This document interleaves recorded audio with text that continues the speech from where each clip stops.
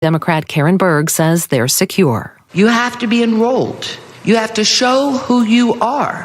Guys, these IDs are being used for access to every building on campus. And faced with historically low recruitment, the Navy now says people without a high school diploma or GED can enlist. Applicants will still have to score a 50 or higher in the Armed Services Qualification Test. I'm Catherine Carley for Pacifica Network and Public News Service. Find our trust indicators at publicnewsservice.org. Don't forget, you can listen online too at kchw.org. KCHW headlines, I'm LaVon Ellis. State lawmakers are looking to lower the legal limit for driving drunk. They want to drop it to 0.05% and join Utah with the toughest standard in the nation. Deadly crashes involving alcohol-impaired drivers have been rising every year in Washington. A bill to limit rent increases in the state to 15% a year fell apart in the Senate this week. It failed to clear a committee when Vancouver Democrat Annette Cleveland withheld her support. West Plains residents will get free well testing, courtesy of the EPA and State Department of Ecology. Groundwater contamination is well documented there, but many residents are still in the dark about whether their private wells have dangerous chemicals. For households found to have high levels of PFAS in their wells, the EPA will also help to provide safe water. If you're wondering how the lack of snow this winter will affect the fire season, DNR officials say it's too early to tell. Near ski resorts like 49 Degrees North, the DNR's Guy Gifford says less snow could mean a longer dry season in a few months. For KCHW 102.7, I'm LaVon Ellis.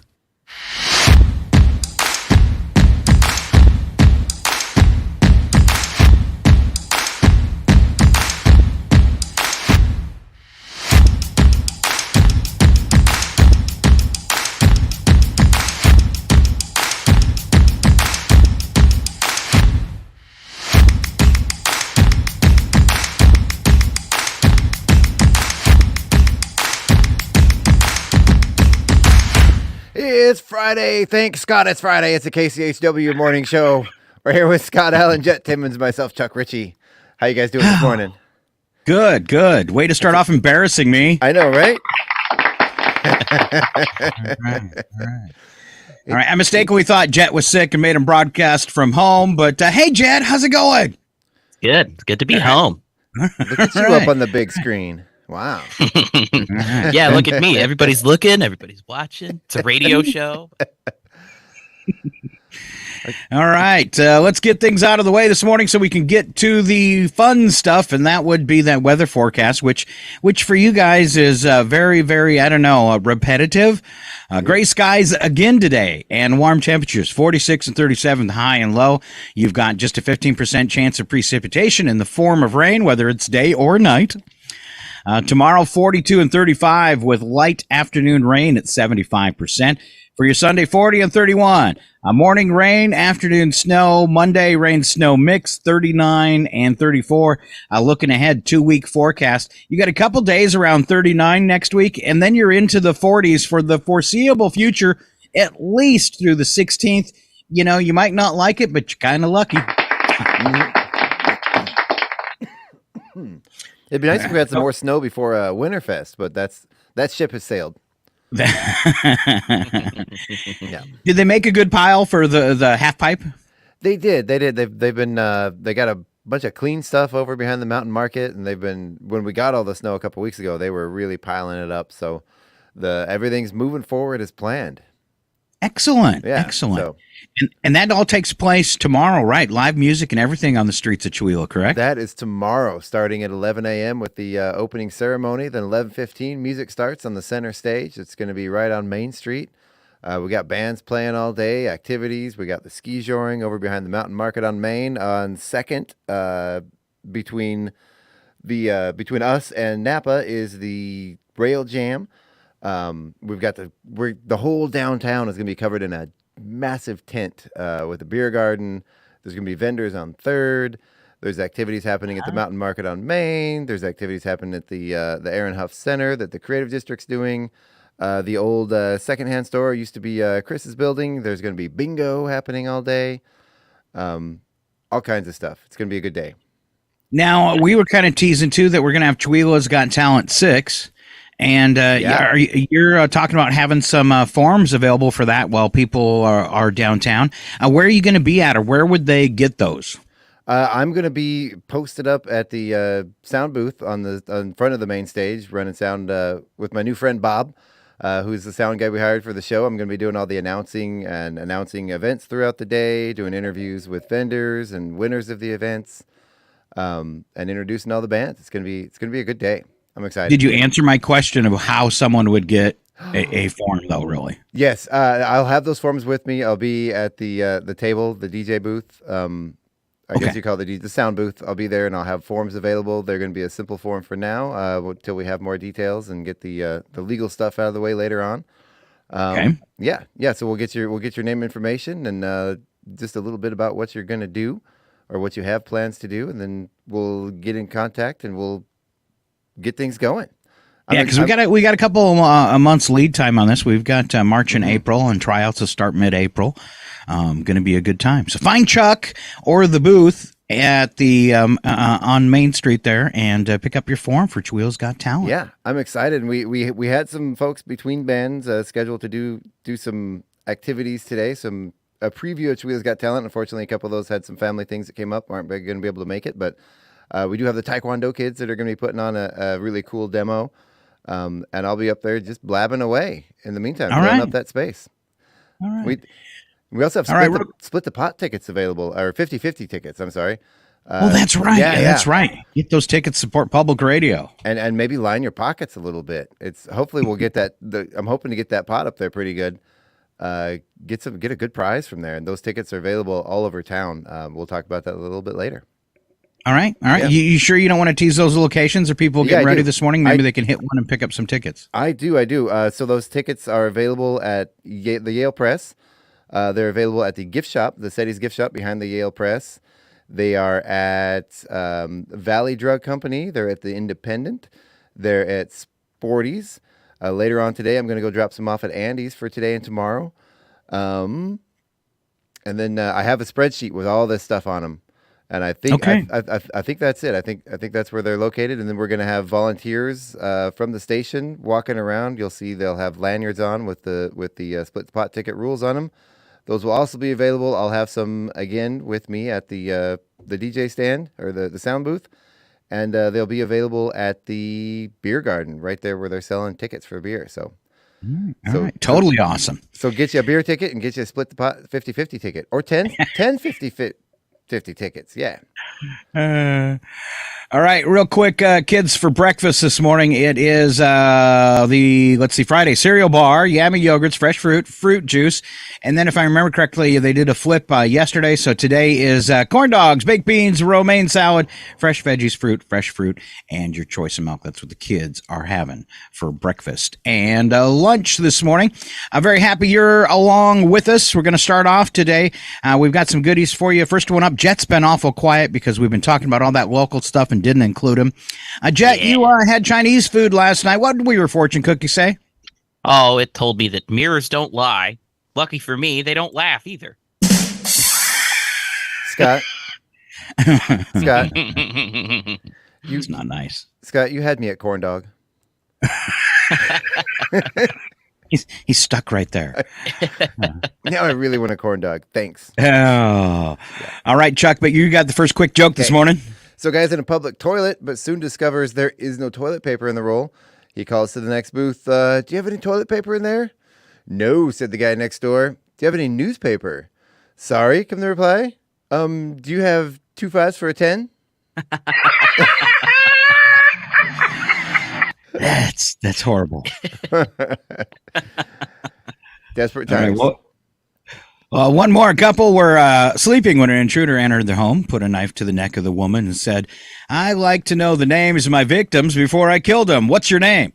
"My name is Elizabeth," the woman replied. And the intruder said, "You remind me of my mother, who was also named Elizabeth, so I'm not going to hurt you."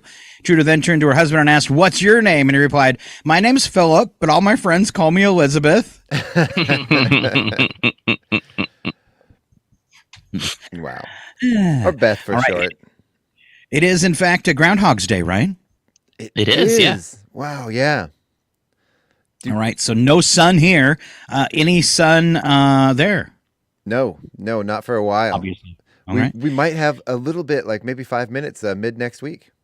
All right. Do either of you remember the rules? If he sees his shadow and doesn't see his shadow?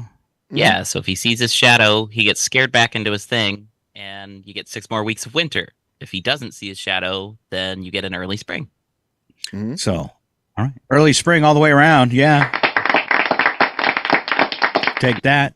According to what Lindsay told me, he didn't see his shadow, so we're due for an early spring. Oh, wow. Yay. You know, why as a grown man, knowing that it's just a ritual, I still am very concerned about whether or not he's going to see his shadow every year.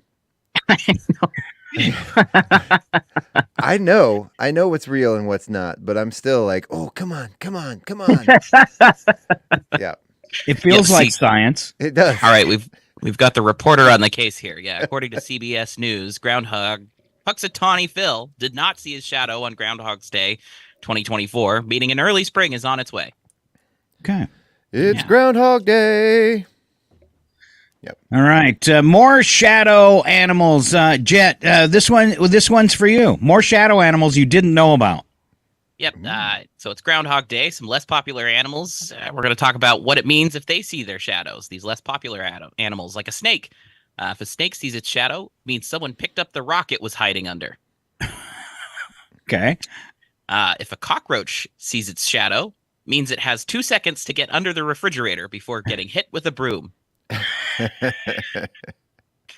If a cat sees its shadow, it doesn't care. Doesn't care about anything, really. Totally.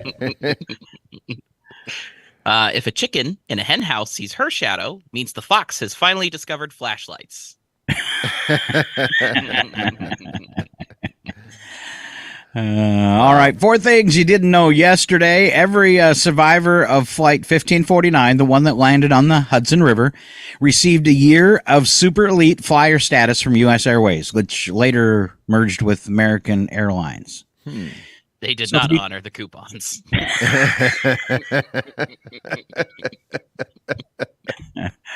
Probably true.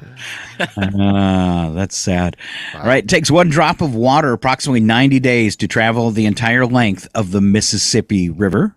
Wow. That's cool. 3 whole months. Yeah. The scientific term for brain freeze is something Scott cannot pronounce. Cephalopalatine ganglion neuralgia. Ganglion neuralgia. That's pretty good. That looks good, Scott. All right. I have a ganglion neuralgia. You too? Can you tell me if it looks okay? All right. Last thing you didn't know yesterday. During the time of the dinosaurs, there were volcanoes erupting on the moon. Whoa. What? That would have been cool to see. Yeah. I want to see volcanoes on the moon.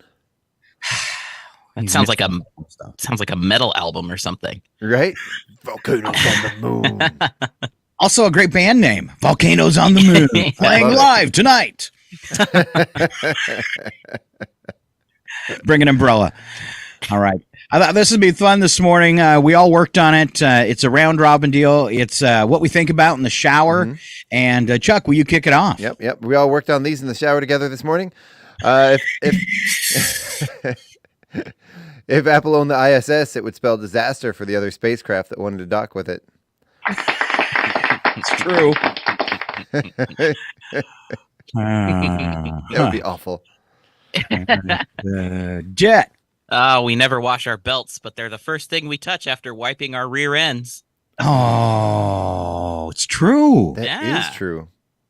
Or cell phones. But I don't go around touching other people's belts either. That's true. That's true. But you touch your own. Yeah. Yeah. So you don't wash your belt, but it's the first thing. But then generally you do your belt, you wash your hands, and then do you continue messing with your belt after then? Probably not really. I mean, if you ever touch your belt at all throughout the day, I'm sure it's still on there. That's true. Yeah. What I hate about this is being a germaphobe. I'm going to now have to start washing my belt. Right? Yeah. I do. I use belts with like plastic buckles, and I leave them on the pants when I wash them. They're like nylon belts, Yeah, I leave them. All right.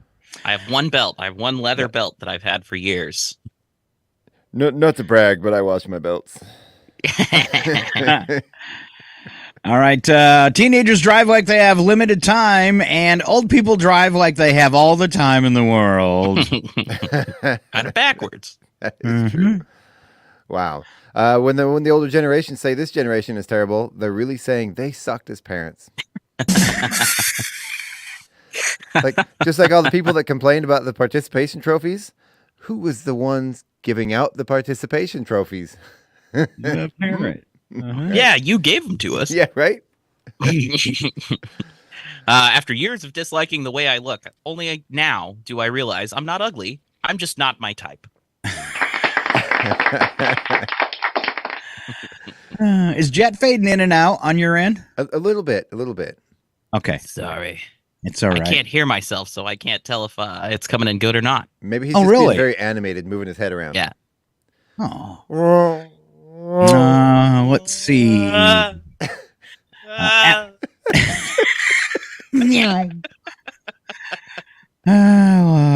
it my turn? It is. Yeah. All right. I think there should be an edition of Monopoly where you walk around the board just paying rent and never able to buy anything, like I spend my life. You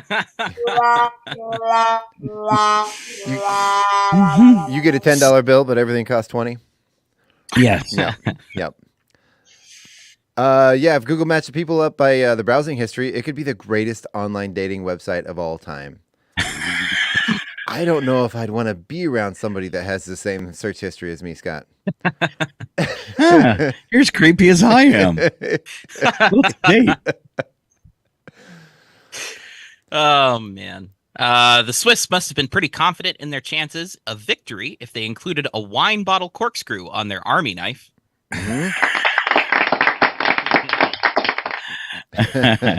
Oh, those cocky Swiss. All right, more things we thought about in the shower this morning. Cemeteries would be way more interesting if they put the cause of death on the headstones.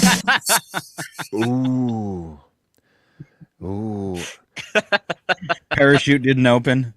You know, I love a lot of those back in the day. Like I love visiting old cemeteries. When we're in the South, sometimes I go visit. There's a couple in particular I like to visit that are like Civil War era cemeteries. And there's one in particular where there are two brothers next to each other.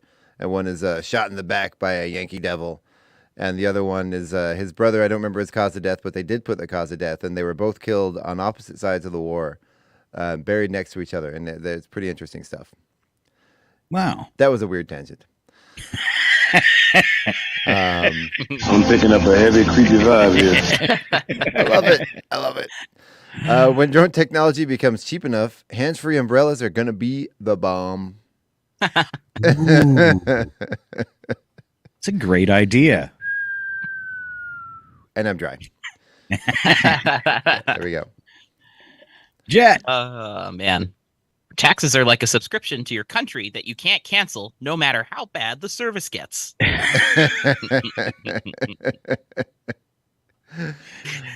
I like this one. It dawned on me. You know, a ton of people, like when Trump says there was a ton of people at my rally, a ton of people is literally only 12 to 15 people.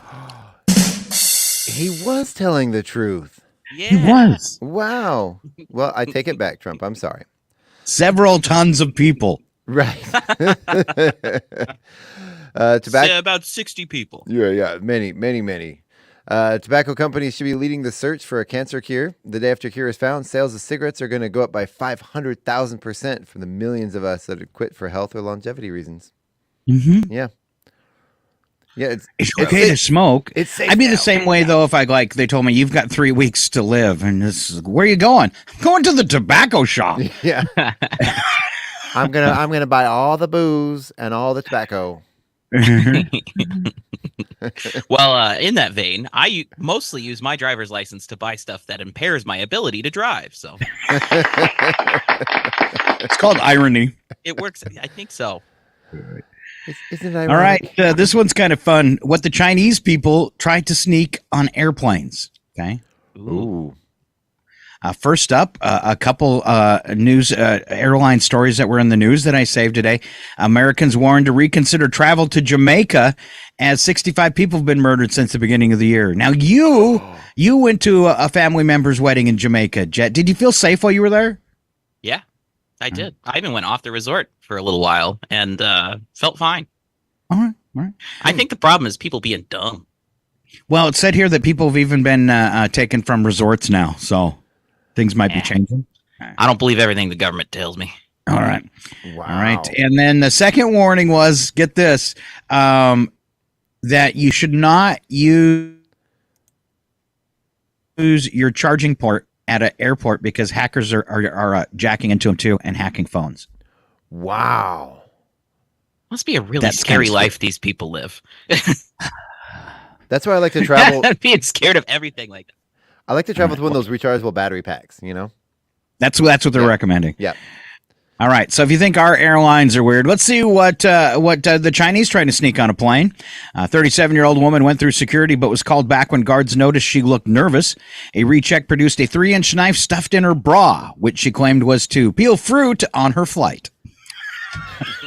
She was probably telling the truth. Yeah. Be You're gonna careful, bring a you might knife on a peel your own plane. fruit.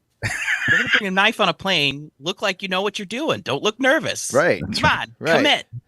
Wow. Go ahead. A passenger was so unwilling to part with his pet lizard that he packed it away on his carry-on. Oh. Oh. Sweet. You happy He's to see me, or is cold-blooded. that a lizard in your carry-on? A young woman tried to sneak a lighter through airport metal detectors by tucking it into her hair. Oh. Yeah. That's a good one. But that doesn't. You're allowed to take lighters on a plane, aren't you? No. Maybe not in China. Okay. I don't think you are. I don't think you can take a lighter on a plane. But now that I'm thinking about it, I don't know. No, you can. I've done it a lot. It just has to be in your pocket. It can't be in your carry-ons and stuff, which makes no sense. Yeah, I want it handy in case I want to start the seat in front of me on fire. It doesn't make much sense. I flew in January, and I know I had one in my pocket because I was looking for a lighter the other day here, and I was searching through my pockets thinking maybe, and it was in a pocket that I never used. So There you go. yeah. Now sorry. Oh, I said apparently I had it with me. The place to get on a plane is right here in Maine, at least in Bangor, because what I've noticed is they don't talk to you about lighters, e-cigs, anything like that, and you do not have to take your electronics out of the bag and show them. Really? In fact, becoming more common. In fact, if you start to take out your laptop, like I have, the last time I flew, I coming back, I had to show it. But leaving from Bangor, as I started to take out the laptop, because everywhere I've ever been, I've had to take it out. They told me to leave it in the bag, and I was like, huh? So it's kind of a breeze. It has to do, I know, with like the new types of scanners. I've been to a couple airports that use them. Oh, okay. You know, I get panicky after we go through the security check. Because you go there and you have all your stuff laid out and there's bins everywhere and all these people behind me are also organized and they just boop, boop, they grab their stuff and go. And I'm here with my family and my kids and we're taking 45 minutes to put our shoes back on and get our stuff back in our bags. And everyone's looking at us because we're taking up all the tables. Yeah. Yeah, I hate going through more because Yeah. the TSA people are always yelling at you like, take your shoes off, lose the belt, sweaters off, let's go. Ah! Next thing you know, Jess just standing there naked.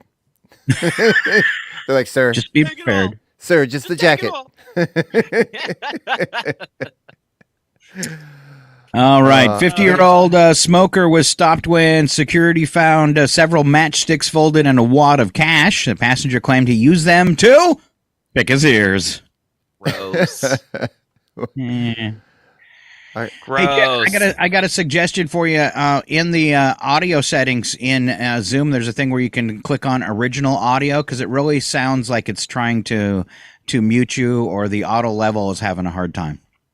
All right, and the last one, Chuck. Yeah, a passenger with a ping pong paddle almost fooled security until an X-ray machine revealed a razor inside his paddle. Ooh, that one is now nefarious. that's purposeful. Yeah, at first I was like, a ping pong paddle, so what? But yeah, that makes sense. That's purposeful. Yeah. Yeah, that's crazy. All right, Chuck, why don't you take the next one? Yeah. What teachers, and what's the craziest thing a parent has said to you? Oh, this could be fun. Oh, yeah. So these are from Reddit. Once again, craziest things a parent said to him. From teachers. I'm a high school math teacher. I gave my freshmen an optional assignment where they could write a 2-page report on a historical black mathematician. I even gave them a list of about 45 to choose from. One kid turned his in, and it was clearly copied and pasted directly from the internet. I called his mom to explain the situation and let her know that I would have to write him up for plagiarism. Her response, well, you didn't say in the directions he couldn't plagiarize. Wow. That's just wrong. Just totally wrong. Wow. This one said they had a parent call in and ask in complete seriousness if they could cancel the school dance because of her freshman son. Not because her son was sad that he had no friends to go with. She wanted us to cancel the dance because her son hated dances and was upset that all his friends wanted to go to homecoming instead of spending Saturday night with him. Oh, wow. The whole world revolves around your kid, lady. Yeah, shape of an L on your forehead. Suck it up, Timmy. Wow. All right. Wow, Jet, you want to do the next one if you're following around? Oh, yeah, sure. Kid came from a fairly wealthy family with a father who was always off on a business trip. He was a good kid, but would act up sometimes. The teacher, principal, and the child's father had a meeting to discuss his behavior. In the middle of the meeting, the father said something like, I just wish he had a father figure in his life. I'm never there. Yeah. Wow. I just need somebody to do it for me. Wow. All right, during a conference between the principal, the mothers of two girls, and this person says, and myself, the girls had gotten into a fight. About 3 minutes into the conference, Mother A took off her shoe and threw it at the head of Mother B. Wow. Don't you love it? All right, we're going to try to work some radio magic here. Okay. And next section, me and Chuck have questions for Trump. And we're going to ask a question, and hopefully through the magic of radio, Donald Trump will respond to our question. Yeah, I believe we don't have him on the Zoom, but we do have him on audio. Okay. Yeah. I was able to get a hold of him. Right. So, Mr. Trump, what is your favorite TV series? That's easy. My favorite TV series, it's a Netflix original. It's Orange is the New Black. I love that show. I love all of the drama, the tension. And I'm getting ready for the future for myself, learning what it's like inside of an all-women prison. Fantastic. It's got that lady from that 70s show. I love her. The redhead. Orange is the new black. I assume that's what they're talking about. Orange. Okay. Just like my skin. Just like my hair. So you don't even need the jumpsuit, is what you're saying. That's right. That's right, Chuck. I don't need a jumpsuit. I've got the best skin, the best colored skin for prison. See me from a mile away. All right. Curious, I've heard some jokes, but what is the fastest way to get you to change a light bulb? The easiest way to get me to change a light bulb is to tell me that Obama installed it. If you tell me that Obama installed it, I will change it. I'll get rid of it. Anything he's touched, I want out of here. Out of the White House. That's fair. That's fair. Replace it with an orange bulb. So, Mr. Trump, I heard a story last night that there was an accident and your personal library burnt down. Do you have any comments on that? Terrible. A huge catastrophe. Huge. Horrible. The worst catastrophe I've seen. I've lost both of my books. And I'd only colored in one of them so far. Oh, that is tragic. Are you okay? It's great. How you feeling? I'm doing okay. I'm really feeling a little bit off about it, but that's all right. All right. Were any of your children harmed? I don't know. Okay, that's fair. I don't care. I was too busy with my book. All right, we've heard that you're having to take anti-anxiety medication. What are you taking it for? Well, I take them for Hispanic attacks. You see this crisis at the border. It's terrible. Terrible Sleepy Joe. He's doing an awful job. He's letting these Hispanics in. I don't think you're supposed to call them that anymore, but that's what the paper says. My Hispanic attacks. Wow.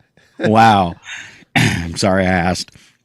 So, I hear you're having trouble staying dry in your canoe. What's that about?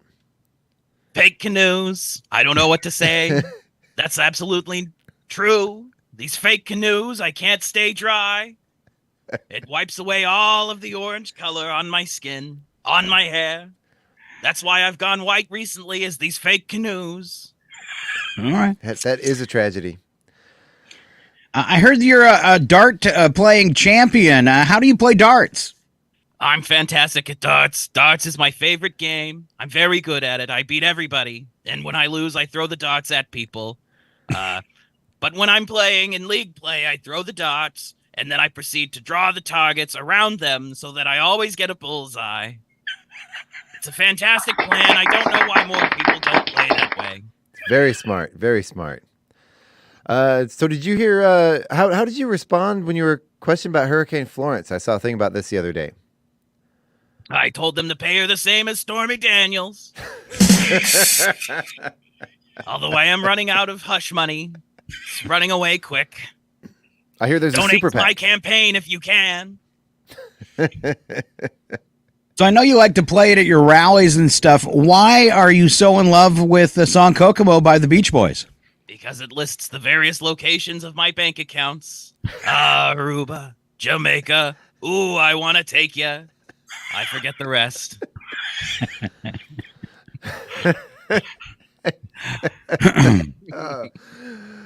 Mr. Trump, I hear also you're a big Disney fan. What's your favorite Disney character? Well, that's easy, Chuck. My favorite Disney character is Snow White Supremacist. I love that she doesn't say what she thinks very often. I don't like hearing about what women think. I like that she sings. She doesn't talk about her feelings. She doesn't talk about what she thinks. She just hangs out with those minor boys and she does their dishes. She does their laundry. That's what I really like in a woman. Plus, she's a white supremacist. That's great. I enjoy that. She's part of my base. Wonderful, wonderful woman. All right, there you go. Question. Aruba, Jamaica. For former Ooh, President I Trump. wanna take you to Bermuda, Bahama. Come on, pretty mama. I don't think I can sing the rest, but that's all right. Thanks for having me, you guys. It's a wonderful You're welcome. radio Thank show. you. Thank you so much, President Trump, for joining us. All right, Chuck. Random as heck Super Bowl facts before we do trivia. Yeah, the most Super Bowls generate $100 million in merchandise sales bearing the Super Bowl logo. Who gets all that money? The Super Bowl? The NFL? The NFL, probably, I would imagine. Certainly not me. I know that much. All right, keep going. The Super Bowl Sorry, is I just came back to the microphone. It smells like cheeseburgers in here. What? Oh, weird. Oh, welcome back, Jet. Weird. The Super Bowl is the top at-home party event of the year, surpassing even New Year's Eve. Wow. Super Bowl Sunday is the second largest day of food consumption behind only Thanksgiving. We did that one yesterday. It kind of blows me away. Yeah. That's yeah. pretty impressive. It's all those chicken wings. God, now I want corn dogs and chicken wings. Okay. 95% of the Super Bowl watchers watch at least one with one other person. That's very cool. An estimated 14,500 tons of chips and 4,000 tons of popcorn are eaten on Super Bowl Sunday. Wow. Wow. Tons? Tons. That's only like 12 or 15 people's worth. That's more than the Trump inauguration. The sales of antacids increased 20% the day after Super Bowl Sunday. Of course they do. If you were smart, that would be the day before Super Bowl Sunday. You would purchase those. But, I'm not here to judge. The Super Bowl weekend is the slowest weekend for weddings. That's fair. Yeah, you don't want to get married on the same weekend as the big game. Right? And nobody will dance, so I'll be watching the TV. Fans at the game will use 80 pounds of ice in the stadium. 80,000 pounds of ice. 80,000 pounds of ice. Oh, wow. That's and the beer uses 0, so that's actually still pretty impressive. Yeah. What are they doing with all that ice? I know, right? It's those hard plastic chairs. Do you guys have a favorite thing about the Super Bowl? I mean, When people quit talking about it. yeah. I do like the commercials, but they've gotten kind of lame in the last few years. They I agree have. with that. They used They're to put fun. they used to put so much effort into them that was like just as important as the game itself. And the last few years, it just seems like they just haven't really put the effort into them. Yeah, it's just kind of become the Super Bowl ads. So Yeah. You know, one of my Well, when favorite. you have to pay a couple $1 million for an ad, you don't have money to pay for somebody to write a good one. Exactly. Yeah. I like the Puppy Bowl during halftime. You switch channels and go to the Puppy Bowl where there's a bunch of little puppies that play a little game. There's referees and everything. And my dog likes to watch. My dog will jump up on the entertainment center and really get into the action. That's excellent. Yeah.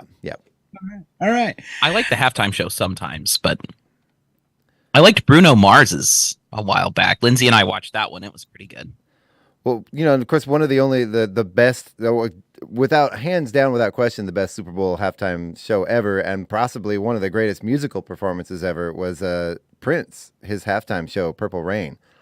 When unprompted, unscripted, the music started, and all of a sudden from the sky, woo, rain just began pouring down right at the beginning riff of his song. It just magic. That's because he was more than human. He was.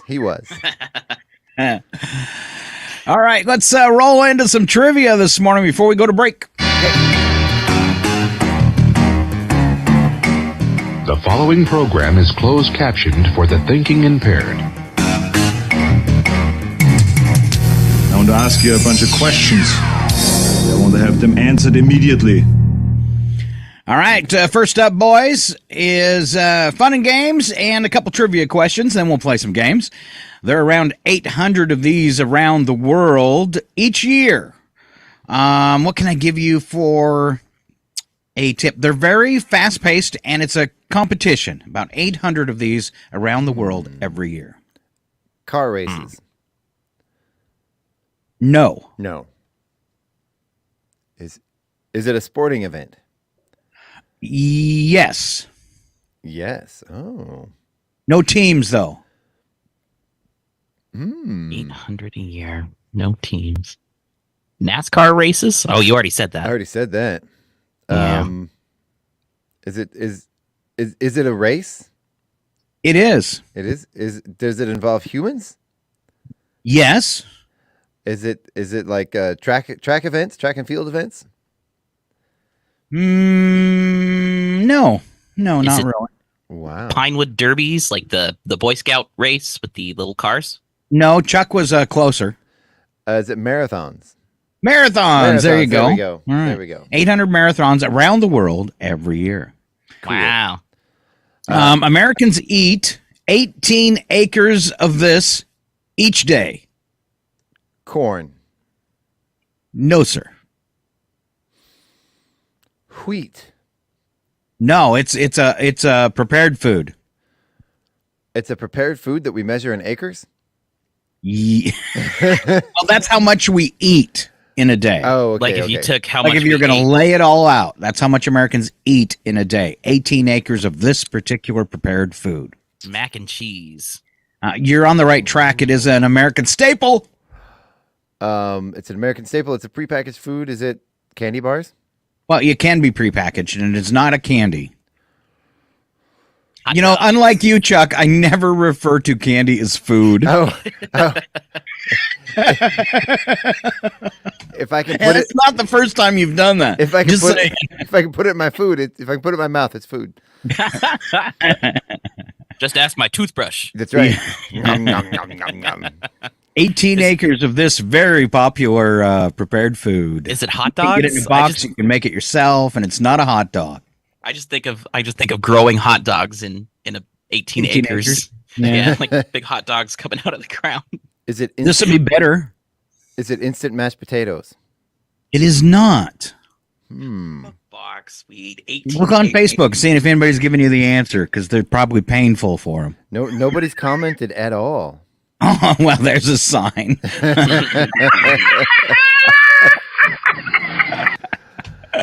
Is it breakfast, lunch, or dinner, or a combination? I would eat this for breakfast, lunch, or dinner. Oh, Probably more popular for lunch and dinner, but it's great cold. a cereal. Pizza. Okay, yeah, Jet pizza. Now I want to go back and pick on Chuck some more. Leftover Chinese food. It's great cold. It's great cold would imply that you could eat it cold or warm, like your candy. Hey, oatmeal is warm cereal. Okay. I'll cave into that one. Oatmeal was one of my earlier guesses, but I decided against it. I used my better judgment. Yeah. 18 acres of pizza. That's incredible. That is I'm gonna incredible. Eat my way through. I'd like to see that combine. All right. All right, we're going to play a little game, boys. This one's called Which Came First. I'm going to give you two things. You tell me which one was first. Reddit or Facebook? Reddit. Facebook. Jet's right. It is Facebook. Okay. All right. And you Does know it say what? when? 2004 for Facebook, 2005 for Reddit. So really close. Yeah, that's pretty close. I thought it might have been one of those trick things. Like, what was it? Wasn't Nintendo like invented in the 1800s? Yeah. Yeah, it was a card company Yeah. first. Yeah. Yep. I don't know what you did, but you fixed your mic, Jet. Or temporary. I had a stern talking to. The Corvette or the Mustang? My Corvette, I think. I'm thinking the Mustang, but I think it might be tricking my brain. What did you say, Jet? I think it's the Corvette. I know the Mustang came out in 1964. You're 100% right on that one. Wow. Any guess? And you're right with your answer. Any guess when the first Corvette came out? 61? 1953. Whoa. That's way earlier than I thought. Yeah. They were kind of crazy looking then, too. Yeah. All right. Frozen foods or canned foods? Frozen. Canned. Because there were no freezers. Yeah, I think canned foods. You're both right. Canned foods, 1810. And frozen foods, 1922. I'm surprised Chuck didn't go. Candy?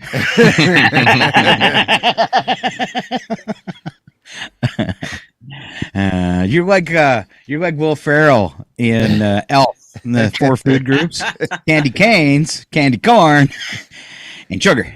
That's right. Don't forget syrup. And syrup. Oh yeah, and syrup. Yeah, I forgot. Putting syrup on his pizza. That's right. See? All 18 acres of it. We got a great harvest coming in this year. The pepperoni's coming in nice. Pineapple caught a bit of the blight, but that's all right. Nobody eats it anyway. Breakfast bingo. I'll give you one at a time, all right? Okay. Let's see. Chuck, your first secret agent known as 007. Bond. I was thinking about him with the Corvette. Huh? Didn't he drive a Corvette for a while? Jet, give me a color that's somewhere between blue and violet. Indigo. There you go. Indigo, there you go. Home of the NFL's Saints. New Orleans. And Jet, when you make a bold move, they say it took what? Chutzpah. It does not begin with a G. Oh, it has to start with a G. Breakfast bingo. Make a bold move. They say it took what?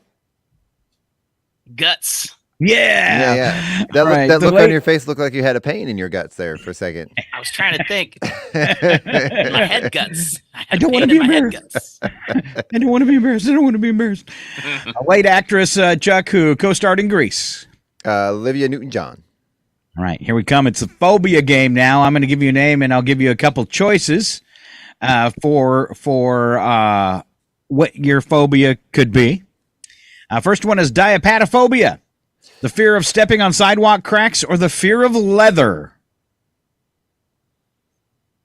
I'm going to go with leather. I'm going to go with stepping on sidewalk cracks. It is stepping on sidewalk cracks. It's that poem that they taught us when we were kids. It's horrible. What was the phobia? The phobia is diapatophobia. The fear of stepping on sidewalk cracks. All right. Insidophobia. The fear of sirens or the fear of being tricked? I'm going to say the fear of being tricked. Yeah, that's the one I was going to guess. Because it is insidious. And you're both right for once. There you go. Yay. Wow. It's not fair when I use that. You're both right for once. It wasn't fair at all, was it? No, it was fair. It was totally fair. Okay. I'll allow it. It's honest and it's fair. Yeah. Is agricolophobia the fear of wool or the fear of farmhouses and people who live on farms? I think the second one, the farms and the farmhouses. I'm going to go with that too. Yep, they're afraid of them. They're farmers. What about friendly pizza farmers? No, they're okay. Well, how many scary movies start out with a scarecrow out in a field? I'm just saying. True. It never ends well when a movie starts with a scarecrow. All right. Next is canophobia, the fear of anything new or the fear of sugar. Canophobia. Sugar. Fear of sugar. It's never what you think it would be. That's the thing about phobias, and this is some help, is if it has a name of it that would apply to what one of the suggestions is, it's never it. Wait. I want to change my answer. At least in 12 years, it's never been it. I'm going to change my answer, Scott. Yes? Yeah, I'm going to change my answer to the first one, whatever that was. The fear, what was it? It was the fear of new things. Of new things. Thank you, Jet. You had to help him. I'm going to take the first one, but I don't know what it was, but I'm taking it. Based on your suggestion. Yeah, it's a fear of anything new. After you told me I was wrong, I switched my answer. Selenophobia, the fear of the moon or the fear of restaurants? Restaurants, the fear of restaurants. I'm going to go with the moon. And Chuck is right. It is the fear of the moon. Clinophobia, the fear of doctor's offices or the fear of going to bed?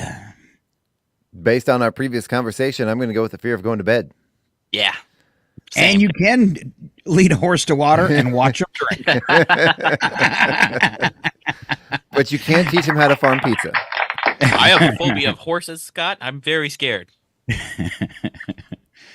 All right, last two trivia questions. What beverage was advertised as good to the last drop in 1907? Wouldn't that be would that be Folgers? Or is that Sanka? Yeah. I think it's Folgers. No, because that's the best part of waking up. I think Sanka's good to the last drop. Or Maxwell House. Maxwell House. I'm going to say Maxwell House, based on Scott's reaction. Chuck or Jet, any guesses? I was going to go with Folgers, but Maxwell House sounds right. Yep. I think so. All right, trick question. In 1907, Coca-Cola used the slogan, "Good to the last drop." Slogan was long forgotten by the time it was adopted by Maxwell House Coffee. Half point each. Wow. Wow. I didn't know Coca-Cola was around that far back. Yeah. I guess they were invented in the 1800s. Yeah, I think it had a little extra pep back then. This stuff's good. I'm going to drink it to the last drop. When I drink this soda, I feel like running. Really fall. Yeah. I feel like I could do anything. All right. 65% of Americans can't name one of these. They're important people. They all do their job in the same place. Supreme They're not Court congressmen justices. or congresswomen. Supreme Court justices is exactly right. Wow. I've heard that statistic before. 65% of Americans can't name even one of them. I bet you, though, with all the news, everybody can name Clarence Thomas now. Mm-hmm. Which one got all the free stuff? I think I could probably name them all. Okay, try. Roberts. I think Scalia's dead. Roberts, Gorsuch, Kavanaugh, Amy Coney Barrett, the one that Obama put in, what's her name? Sotomayor, Clarence Thomas. I'm missing 3 of them. It's pretty good, though. That's pretty good. Yeah, I couldn't name the last 3. My brain wants to say Sandra Day O'Connor, but she was in what, the 70s or 80s? Yeah, she was that was a long time ago. Yeah, that was I think that was a Clinton. Was it? Oh, wow. I don't know. Wow. I'm old enough to where Clinton seems recent. What does that say about me? All right. Let's go to break. Okay. And Jet, I'm going to run across the alley and bring you a different microphone. You want to try that? Sure. Okay. All right. Keep it right here, though. We're going to be back in just a few minutes. Thank our sponsors, pay the bills, and, of course, deliver a little news as we reset for part 2. We'll have local birthdays all the way through the weekend, goofy holidays, always wrap things up with the odd news. We hope you'll stay right here on KCHW 102.7, Facebook, YouTube, Twitch. It's Northern Lights Public Radio. Wow! Wow! Wow! All I can say is wow!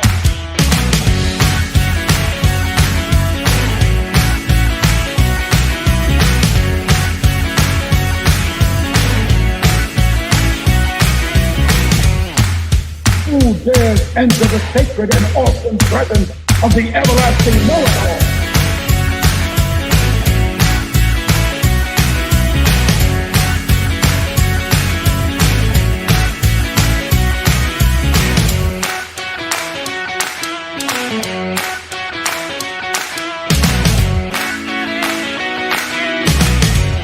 From Feature Story News in London, I'm Simon Gaitan. At least 3 people have died in a gas explosion in Kenya's capital, Nairobi. The Kenyan Red Cross say nearly 300 others have been hospitalised, including children. Isabel Nakiria reports. A lorry loaded with gas cylinders is reported to have exploded, sending a fireball that spread out to nearby residences and businesses. The lorry was parked at a gas plant which is located near a residential area. People were seen running and screaming moments after the blast. The incident happened towards midnight on Thursday in the Embakasi neighborhood in Nairobi. Authorities say the death toll is likely to rise as some people are in critical condition. Many have been displaced and commercial properties worth millions of dollars destroyed in the inferno. In a statement, the Energy and Petroleum Regulatory Authority said it had rejected plans for the construction of the gas plant. Kenyan police have arrested a guard at the plant. 1 person was killed and several injured after multiple bomb and grenade attacks were reported across Pakistan's Baluchistan province. The fresh violence comes a day after Pakistan's poll body ordered security in frontier regions be hiked and promised that pre-poll violence will not delay next week's election. Hira Mustafa reports from Islamabad. Officials say the 10 bomb and grenade attacks targeted local police stations and government offices. They add that target of the attacks remains unknown as there were no scheduled election campaign events in the vicinity. Security in the region was hiked earlier in the week, and on Thursday, Pakistan's Election Commission reviewed the security situation in Balochistan and Khyber Pakhtunkhwa. The commission reaffirmed its commitment to proceed with elections on February 8th as planned, calling on law enforcement agencies to not show any leniency to those trying to sabotage the electoral process. Hira Mustafa, Islamabad. It's official, 7-time Formula One world champion Lewis Hamilton will leave Mercedes and join bitter rivals Ferrari in 2025. Reports of the shock move first emerged in the Italian press earlier this week. Giles Gibson has more from Rome. After more than a decade driving for the Silver Arrows, Lewis Hamilton's switch to Ferrari has now been confirmed by both teams. In a statement, Hamilton said it was one of the hardest decisions he's ever had to make, but that he's excited to be taking on a new challenge. The British driver will still race for Mercedes in the upcoming season, which kicks off at the start of March in Bahrain, before switching to scarlet overalls for the 2025 season. Hamilton's move will also trigger a game of musical chairs within the F1 paddock, with current Ferrari driver Carlos Sainz now back on the market. Giles Gibson, Rome. From bureaus worldwide, this is FSN. With FSN Spotlight, I'm Simon Marks. Today, a second part of our look at the accidents of history.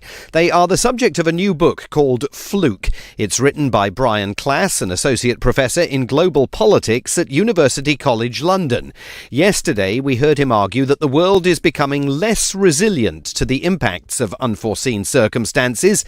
One of the reasons why, he argues, that in so many countries, we are now living in tumultuous times. The fluke is not unforeseen in the sense that it's actually an inevitable byproduct of the system design. So, a couple of years ago, a gust of wind hit a boat and it turned it sideways and lodged it in the Suez Canal. It caused $54 billion of economic damage because there's no resilience set up into our systems today. Accidents have always happened. They've always changed history. What I'm worried about is that we've set up a world where Starbucks will never change, but, rivers dry up and democracies collapse. The optimization principle has been so fetishized that you end up producing a lack of resilience. And so I worry that what we've done is embedded systemic risk into our world at the sort of short-term goal of efficiency and optimization, but the long-term cost of resilience. He says the realm of politics can learn from the worlds of evolutionary biology and physics, and he argues there is a beauty in accepting the impact that flukes have on society.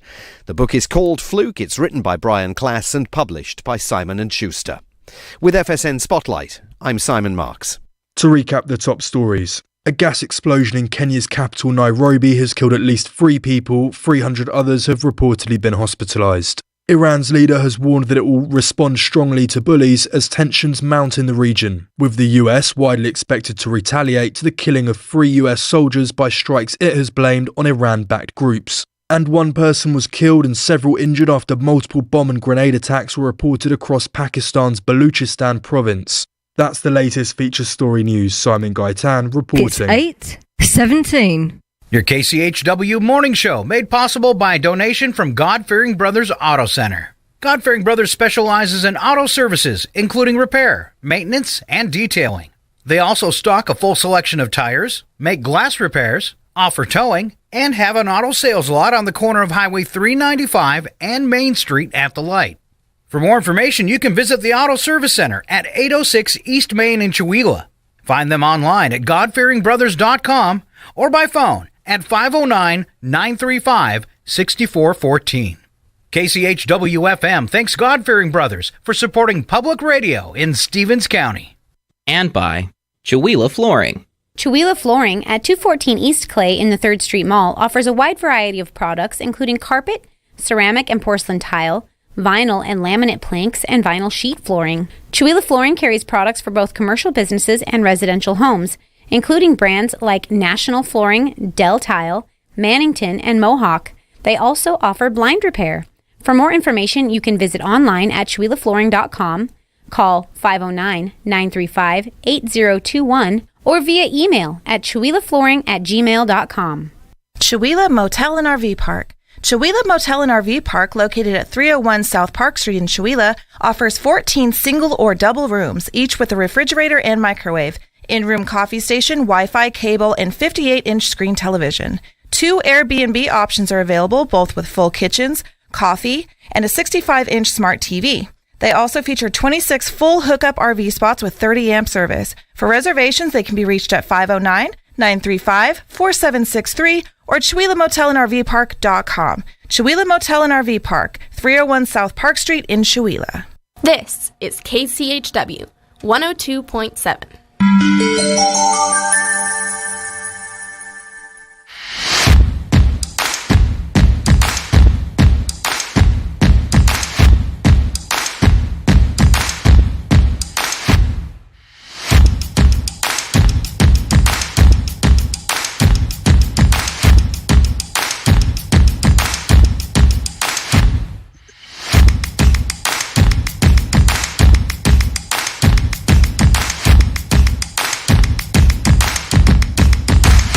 And we're back at the KCHW Morning Show. It is Friday with myself, Chuck Ritchie, Jet Timmons, and last but certainly not least, Scott Allen. How you doing? Oh, God, here we go again. Dork alert. I did put you last. All right. Part 2, and Jet, do we have you? Yeah, does this microphone sound any better? Way much better. Wow. Very good. Wow. I found the names, the Supreme Court justice names I missed. It was Samuel Alito, Helena Kagan, and the new one, Ketanji Brown Jackson. That's right. All right. That's right. Good job. All right. Gold Showing star. that you are smarter than most people. Show off. I knew six. Six. I knew 6 of them. I'm impressed. All right, but he held up 10 fingers. I still went to public school in Idaho, so I don't know how to count. I know this many. All right, first up, we've got local birthdays all the way through Monday with Chuck Ritchie. I do. I keep forgetting I can't believe it's already February still. I keep having to flip the calendar back over. So today we have for birthdays, we have Isaiah Dowden Albrecht. I hope I'm pronouncing that correctly. And Steve Russ with birthdays today. Saturday we have, looks like Jacqueline Cliffner.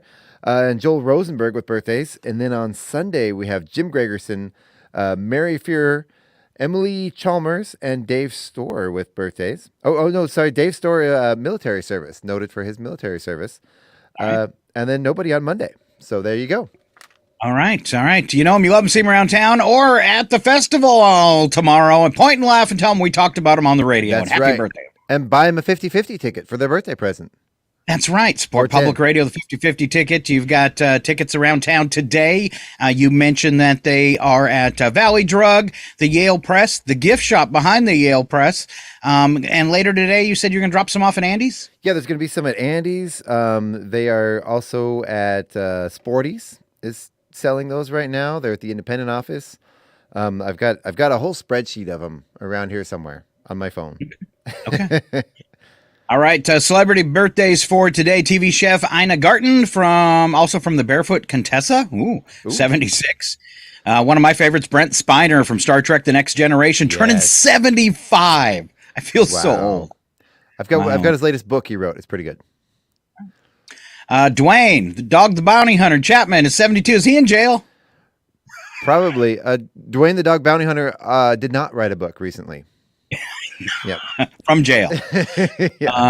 Christy Brinkley is 70. Shakira, 47. Gemma Arterton from The Kingsman is 38.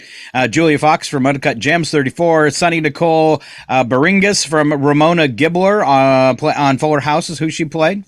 Let's see. For Saturday, Morgan Fairchild of Dallas fame, turning 74. Blythe Danner, who was, 2 Emmys for TV's Huff, and the mother of Gwyneth Paltrow, is 81. Nathan Lane from the Birdcage, Penny Dreadful, and others is 68. Tamora Turney from ER News Radio is 59. Isla Fisher from Wedding Crashers, 48. Elma Clooney, 46.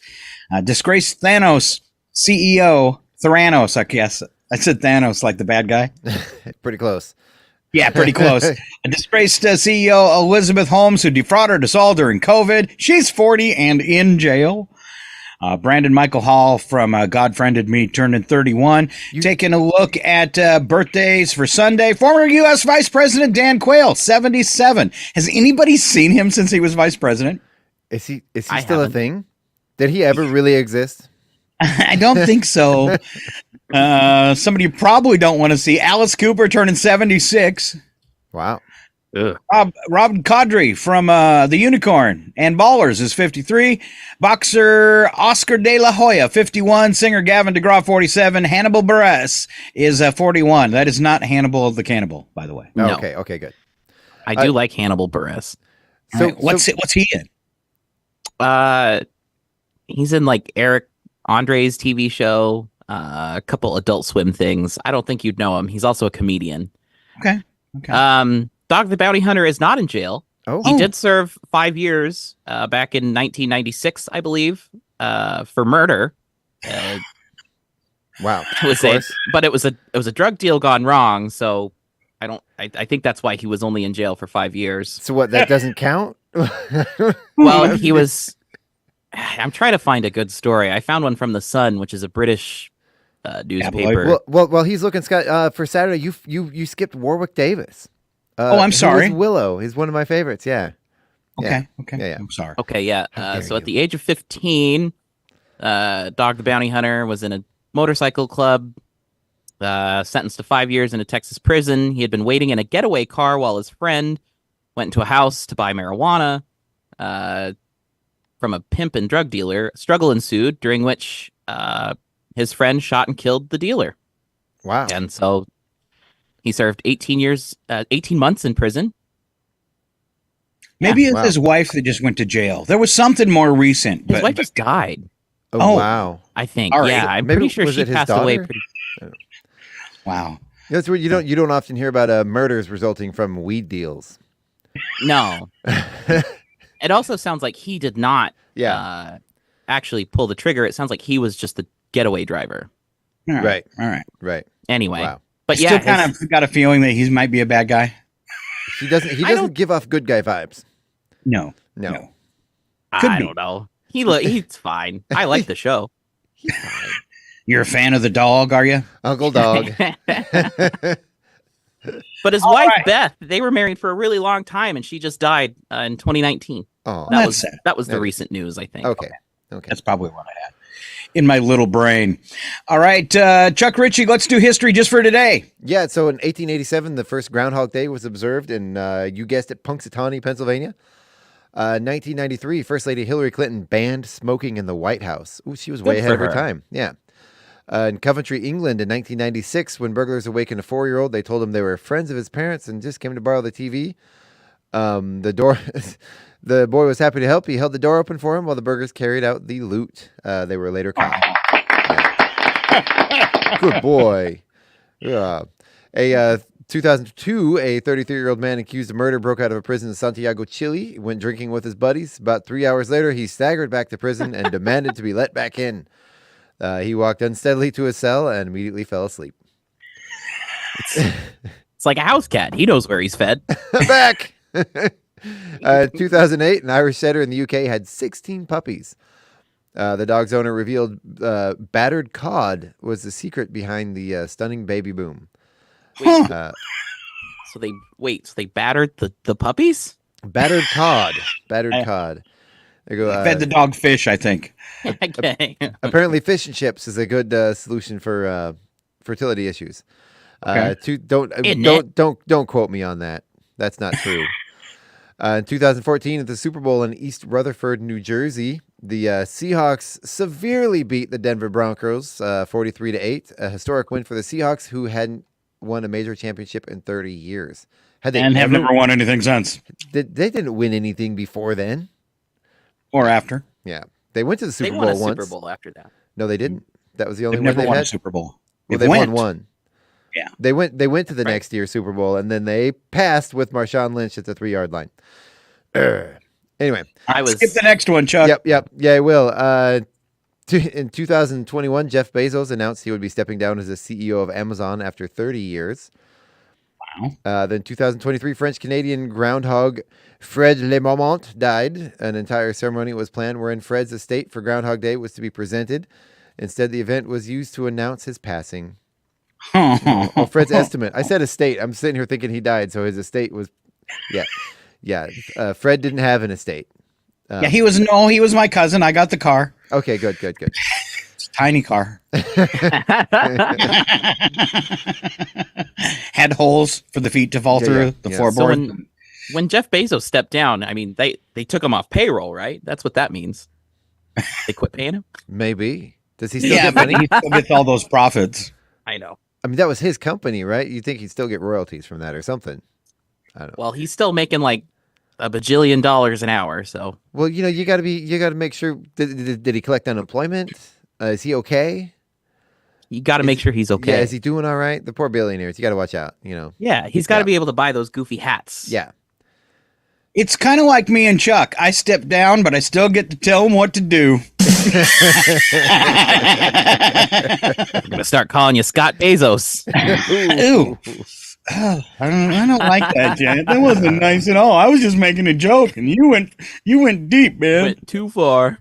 Too far. You do have a lot more hair than he does. So. A lot more. I'd sell him some. Yeah, if only you had the money. Yeah. It's not like Musk. He didn't go for the surgery. Musk got the surgery, the plugs. Yeah, I'm so vain. I wouldn't trade Jeff Bezos for his money for my hair. Come on, really? Yeah, you could buy all the hair you wanted. No, it'd look fake. You can't buy that kind of genetics. Yeah. That's right. Battered cod, baby. Battered cod.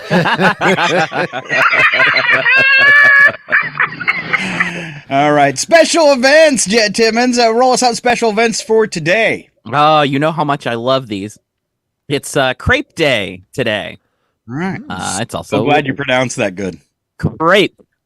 It's also Crepe Day. Well, Wear Red Day. Every Friday is Creep Day on KCHW. Red Day, folks. You missed it. Oh, man. I'm wearing. I got it. Okay. Chuck missed the memo, apparently. I have red socks on, we'll say. If you hadn't heard, it's Groundhog Day. Yay. It's also Groundhog Job Shadow Day. For up-and-coming groundhogs. There you go. Not to be left out, it's Hedgehog Day. Ooh. Okay. I like this one. Change your windshield wipers day. A little late on that. It's a good day for it. Self-renewal day. I wish. Yeah, renew yourself. Sled Dog Day. Cool. Tater Tot Day. That's every day in my house. It's World Ukulele Day. Oh, that means that guy's going to show up again. Tiptoe through the tulips. It's also World Wetlands Day, so go play in a swamp. Yeah. All right. But change your wipers. Special events for Saturday: American Painters Day, Bubblegum Day, Doggy Date Night. Right. What? All right. Golden Retriever Day, Ice Cream for Breakfast Day. There you go, Chuck. There we go. There we go. I like to put ice cream on my cake for breakfast. Well, perfect. Well, it is the only way to make carrot cake taste good. Oh, wow. I like carrot cake. All right. Missing Persons Day. Wedding Ring Day, Women Physicians Day. Take your child to the library day, take a cruise day, and it is unfortunately the day the music died. Whoa. Oh, wow. And that's the plane went down. Mm-hmm. Is that for the one with Richie Valens or the one with CCR? Yeah, Richie Valens, the Big Bopper. Yeah. All right. Then Goofy Holidays for Sunday. We're back to you, Chuck. Yeah, so we have, it's Hemp Day. It's it's homemade soup day. In addition to Hemp Day, it's also Stuffed Mushroom Day. Any kind of mushroom you'd like. It's Thank a Mailman Day. It's Rosa.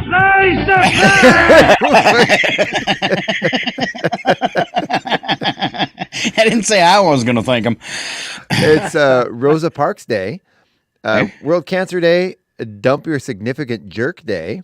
Hopefully Lindsay's not watching. Oh, yeah. Man. And USO Day. All right. There you go. Okay, I found it. So February 3rd, 1959 was the day the music died. Buddy Holly, Richie Valens, the Big Bopper, and J.P. Richardson were all killed in a plane crash near Clear Lake, Iowa. Okay. The pilot was Roger Peterson. I knew Buddy Holly. I had a song in my head. I couldn't remember. I just couldn't remember the name. Yeah. All right. Number for the day, Jet. Oh, the number for the day is 27 billion, which is how many calories Americans will consume during the Super Bowl. Wow. Wow. 27 billion calories each. That gives me a stomach hurt. Yeah. I didn't realize that the Super Bowl was affiliated with like eating a bunch. I guess I've never gone to a Super Bowl party, so. Really? Yeah. Just thinking about Super Bowl makes me hungry. Really? Oh, yeah. See, I don't think I've ever actually turned on the Super Bowl on my TV. I've only ever watched it afterwards. I've only ever watched the commercials afterwards. I don't think I've ever consciously gone and turned it on the television. Do you watch any, I've never noticed being over at your house. Do you watch any kind of sports on TV? No. I tried to get into hockey when Seattle got their team, the Kraken, but I just never did. Now, I've always found I never enjoyed sports on TV, but I have always enjoyed them in person. Yeah. There's just something about that. Yeah, we always wanted to go see the Chiefs play, or Lindsay and I did actually go watch the baseball team. What were they called in Spokane? What was the baseball team? Isn't it the Indians, the Spokane Indians? Yeah, I think so. Yeah. We went and watched them play once, and that was a lot of fun. But Do we still have that soccer team in Spokane? Haven't heard about them in a while, so maybe not. I don't think so. You know, I follow British soccer. I don't watch any of the games. I just follow the scores and the stats online. Football. I don't know where that comes from. That's foosball. Yeah, that's Football. It's a foosball. That foosball. Play a little footy, isn't it? All right, moving on this morning to our news and nuggets. I've got the lowdown on Groundhog's Day as the sun rises over Gobbler's Knob in Puxatawney, Pennsylvania this morning. All the eyes were on the most famous groundhog in America, Puxatawney Phil. Now, according to tradition, if Phil sees a shadow, we're in for 6 more weeks of winter. But if he doesn't, spring could be just around the corner, which it looks like it is. Oh, except here in Maine. What did you call me, Scott? Gobbler's Knob? I didn't call you anything, Chuck. That's a fun name. I like that. Sorry, go ahead. But if he doesn't, spring could be just around the corner. With Phil's track record of predicting 108 continued winters and only 20 early springs through 2023, anticipation was high for this year. Now, despite the fun, the accuracy of Phil's prediction has been a topic of debate. Records and studies suggest that Phil's success rate hovers only around 40%. Worse than chance. Yeah. And that's bad for something and have better. Yeah, that's 50-50. Come on. Hey, it's better than our forecast here on KCHW. and flipping a coin that it predominantly comes up heads because of the weight of the side of the quarter. Oh, ostensibly though, it's 50-50. Yeah, right. Good. Right. Yeah. Nobody's ever explained to me how they pick. I mean, because they pick up the groundhog and it whispers in their ear, but I'm not dumb. I'm a grown man. I know the groundhog is not talking to him. So how do they actually decide whether the groundhog saw his shadow or not? What's the deal? How do you know? Anybody know? How do you know that's not whispering to him? Because I'm a grown adult, Chuck. I know that groundhogs can't talk. He talks to him in groundhogese, and he goes, the great prognosticator has spoken. I think we've touched a nerve here. I just don't know. I don't know how it works. I can't find it. I need to know. Jet is offended. All right, Chuck Ritchie, you're up with the historical origins of the groundhog. And just a tease, it's not a groundhog, but there is a pretty cool hamster coming up in Odd News. Ooh. So if you hadn't heard it, it's Groundhog Day. There you go. An early American reference to Groundhog Day can be found in a diary entry dated February 4th of 1841 of Berks County, Pennsylvania. Storekeeper James Morris. Last Tuesday, the 2nd, was Candlemas Day, the day on which, according to the Germans, the groundhog peeps out of his winter quarters, and if he sees his shadow, he pops back for another 6 weeks' naps. But if the day be cloudy, he remains out, as the weather is to be moderate. In the United States, the tradition may also derive from a Scottish poem. If Candlemas be fair and bright, come winter have another flight. If Candlemas bring crowds and rain, go winter and come not again. Wow. There you go. This tradition also stems from similar beliefs associated with Candlemas Day and Groundhog Day. Candlemas, also known as the purification of the Virgin or the presentation, coincides with the earlier pagan observance Imbolc. All right. And now for the people watching on the camera, Chuck, could you pull your kilt down just a little bit? Oh, sorry. It's okay. It's tradition. Huh. Yeah. All right. Deceased relatives. That's all you, Jet. Ooh. Oh, I was too busy looking at the groundhog stuff. You go ahead for a second. Okay. Ooh, In a fascinating study by the Pew Research Center, has found that a significant number of Americans have reported interacting with deceased relatives in dreams or other forms.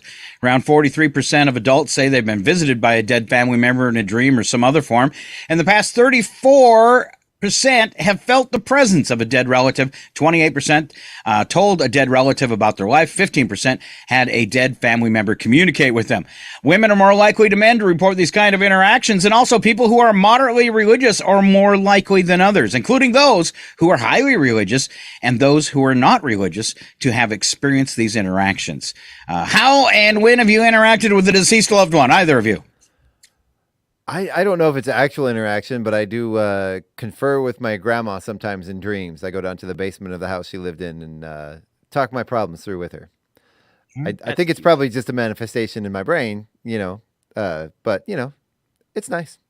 it's fun. I like that. Yeah. I had. Go ahead. Go ahead, Jet. No, go. No, never. I've never encountered with a ghost. Never, ever. You had anything spooky ever happen? Nope. It's really sad. I'd love for that. I'd love for that to happen, but it never has. Lindsay has, but. So I got my brother, 18 years older than me, and he passed away at like 58. And he had a thing where he always told me he was agnostic, I'd say. And he had a thing, he says, if there's anything on the other side, I will find a way to get you a message.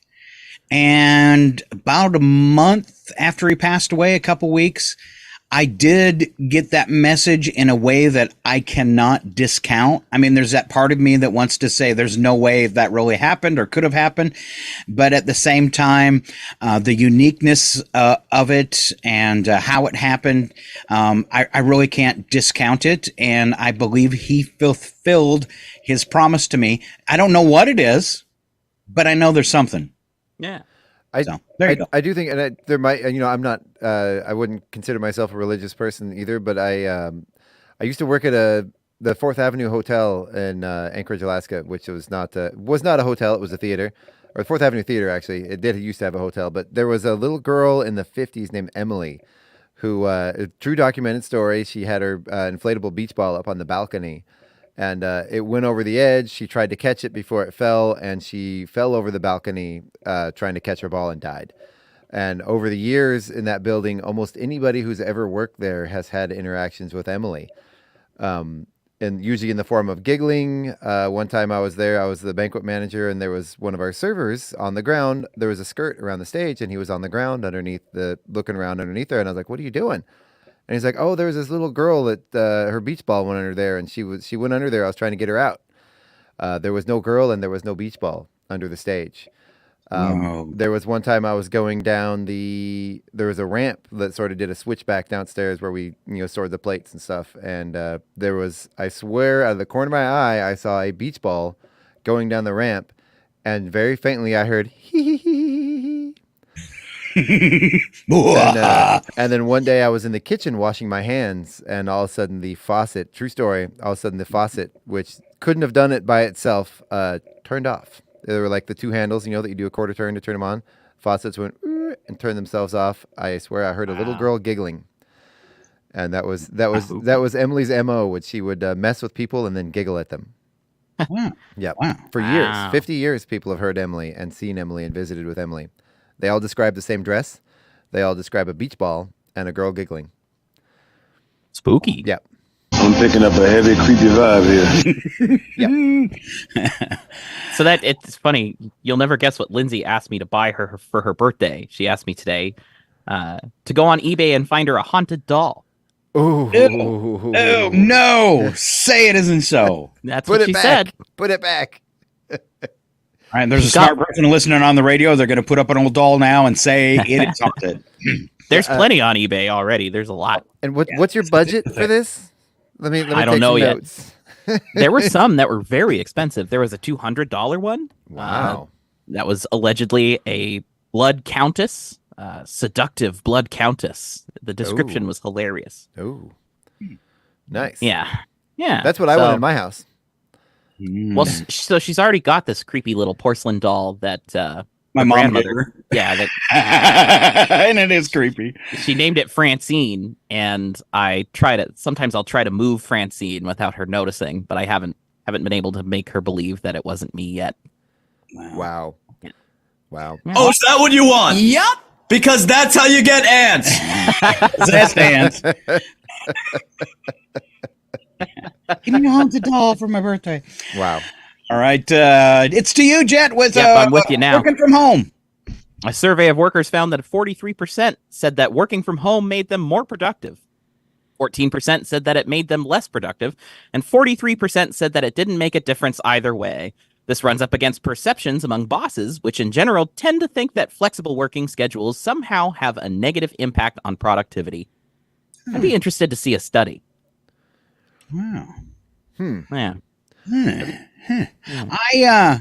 How do you feel? Because you do a little bit from home and a little bit from the office. I prefer working in the office, but I'm part of that 14%, I guess. I just have a hard time focusing at home because all my stuff's here. Yeah. So, I'm sitting there writing a news story. Guitar. Yeah. See, I want to play the PlayStation. I want to play my guitar. So it's hard, but I was told when I first started working there that I could do more from home than I am actually able to. They got a little dicey when I spent more time at home. So, well, and your significant other, my daughter, she works a job where there is no choice. You have to work from home. Mm-hmm. She loves it. Yeah. No. I think it depends on the person and the job. I think there's a lot of sitting in front of a computer working all day. I think you can do that equally from home or work. I don't think you need a butt in a seat for a lot of jobs, but there's some that you kind of need to be there and some that you don't, I think. So depends on the person too. We're running out of time, but I think we can do one more of these stories. Chuck, will you go down and get the one on Elon Musk? Okay. Let's see. Wow, there's a lot of these today. So Elon Musk, the CEO of SpaceX and Tesla, has once again been named the most overrated CEO by Fortune magazine. It's the second year in a row that he's received the undesirable title in the Captain Obvious section of the magazine. Fortune survey, which gathers the opinions from nearly 400 executives, businesses, directors, and industry analysts, aim to measure the reputation of big businesses through the eyes of their rivals and friends. According to the survey, Musk's reputation has been hammered, especially following his ill-fated acquisition of the company formerly known as Twitter, now known as X, one of his brilliant moves. X. His reputation continues to take a hit as he's known for overpromising and under-delivering. For instance, despite promises over the past decade that Tesla cars would be able to fully drive themselves, this capability has yet to be achieved. Yeah, he keeps walking it back, too. It's like, I didn't mean they'd actually drive themselves. I thought they didn't did. mean I'd actually have a truck either, huh? Aren't the Tesla cars self-driving? Can't you, turn them on and take a nap? You can't. You have to keep your... I'm pretty sure you have to keep your hands on the steering wheel. I think it looks at your eyes to make sure that you're looking ahead. There's a bunch of rules. It doesn't let you, and it's not actually that smart. It's okay. It can't. I don't think it can take turns, 90-degree turns. I don't know. Wow. It's not self-driving like he implies. I do know there's stories that they keep getting in accidents, so they can't be that good at it. Yeah. Yeah, somebody hopped in the back seat.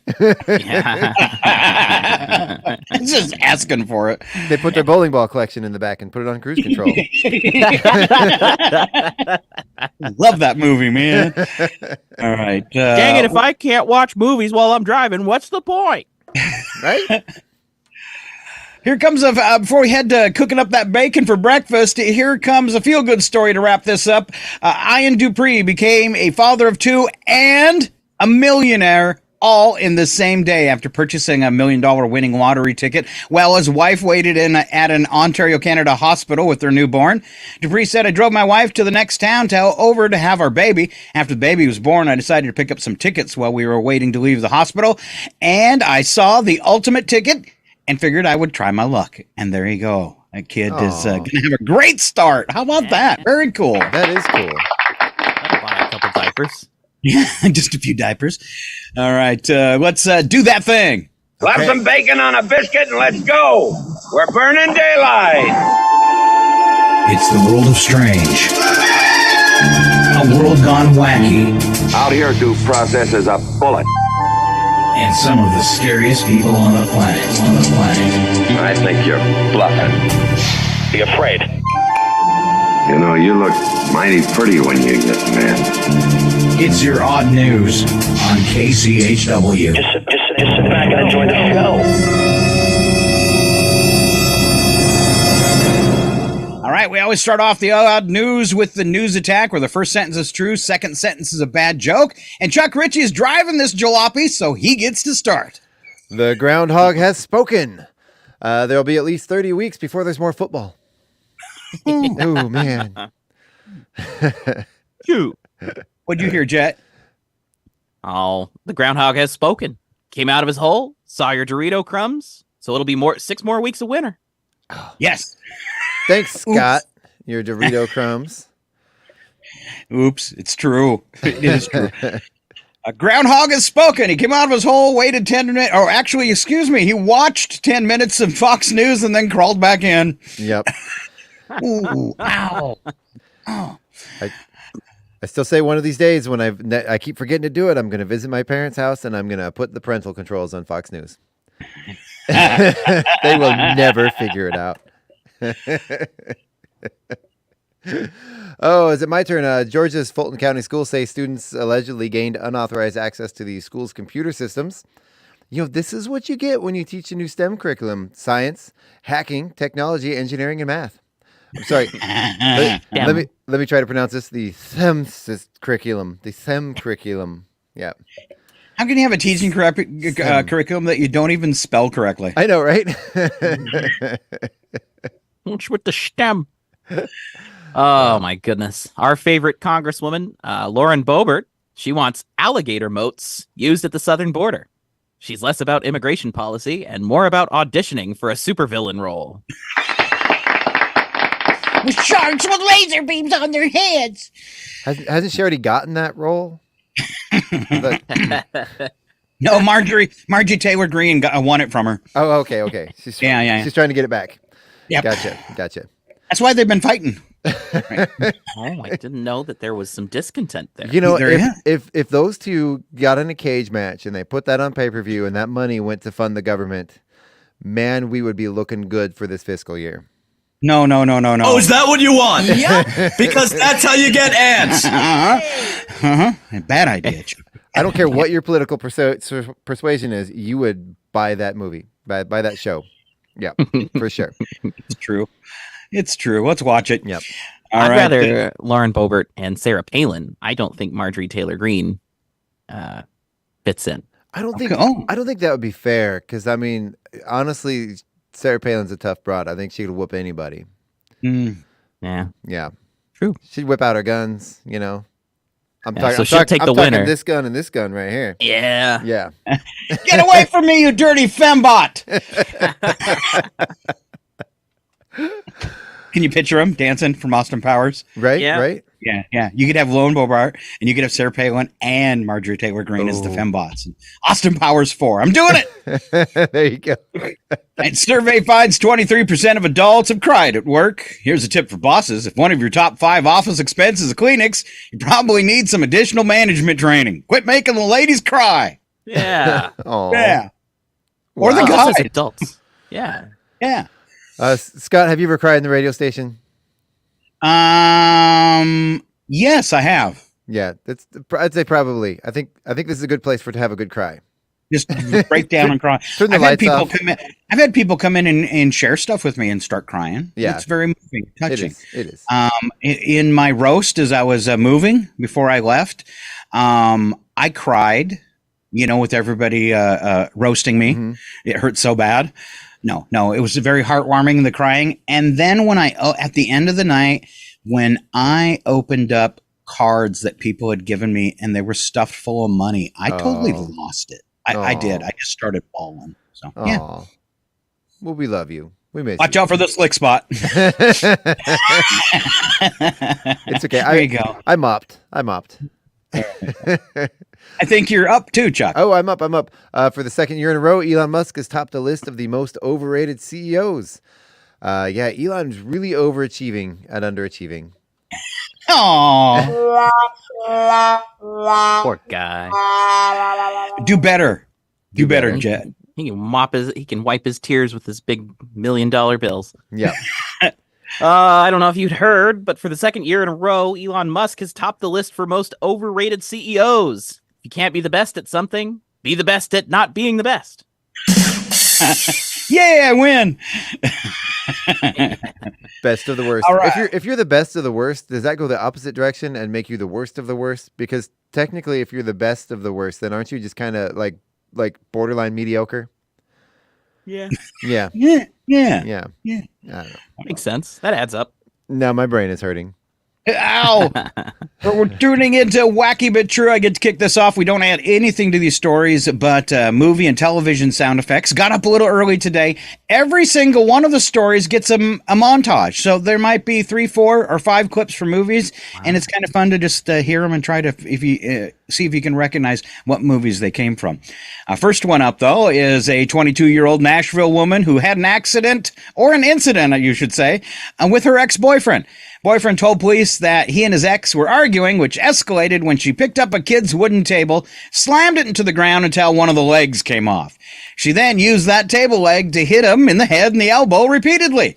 As the boy tried to leave, or boyfriend, I should say, the ex-girlfriend caught up with him and began biting his stomach. Wow. Yeah. Wow. Ex-girlfriend was taken into custody for aggressive assault. I think she got those moves from a Steven Seagal movie. I was about to say. It's not good when you meet your significant other at the WWE match. Yeah, right. No biting. No biting. No. Well, he'd been bitten in half below the waist.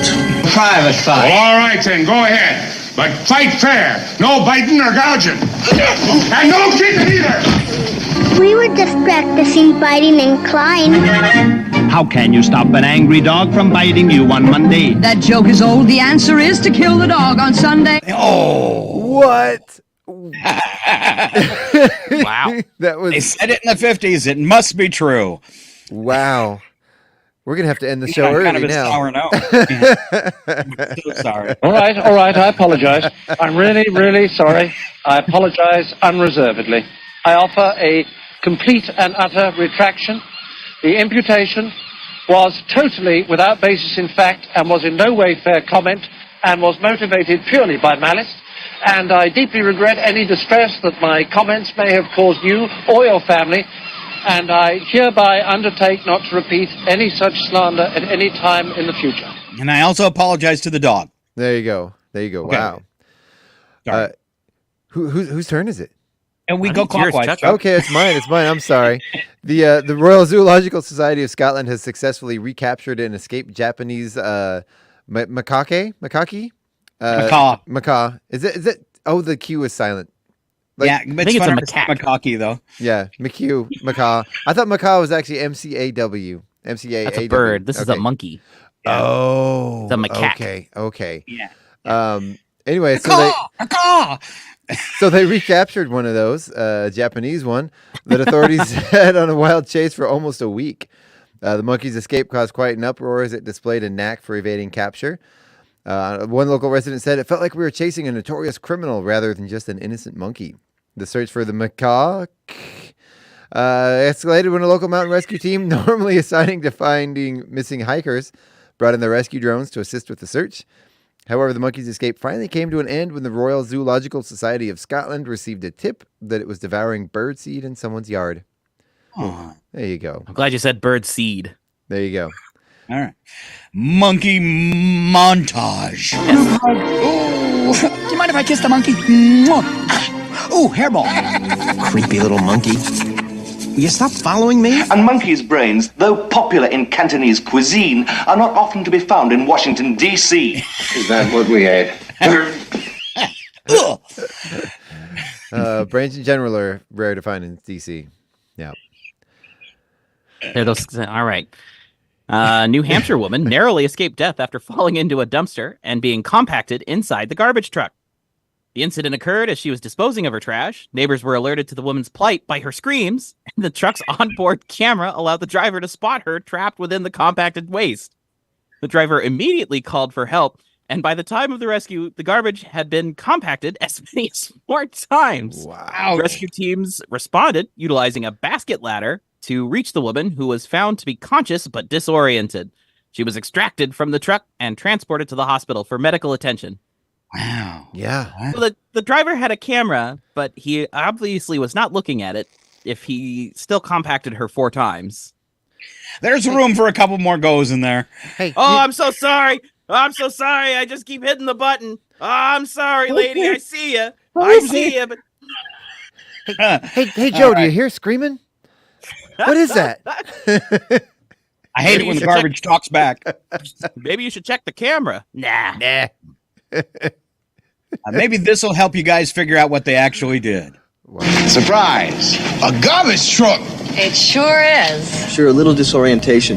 That's normal in transport. It'll come back to you. It should pass soon. That's just natural side effects of such an unusually long hypersleep or something like that. But I mean, I don't recognize this place. No.